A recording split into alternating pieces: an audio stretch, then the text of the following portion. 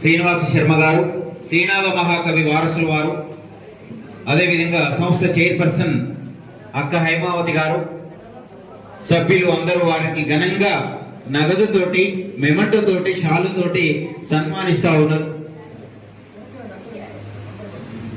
మరి వారికి మరొకసారి అభినందన తెలియజేస్తూ, భావి జీవితం గొప్పగా అద్భుతమైనటువంటి నటన, నవరసాలు పండించేటువంటి శక్తి, యుక్తి నీలో దాగి ఉన్నాయమ్మా.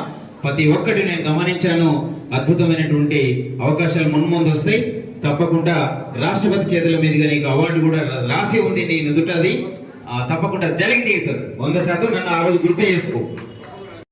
రాసి ఉంది నీకు పద్మశ్రీ రాసి ఉంది, అది జరిగి తీరుతుంది 100%. గిన్నిస్ బుక్ రికార్డ్ ఆల్రెడీ ఎక్కింది. పద్మశ్రీ అతి చిన్న వయసు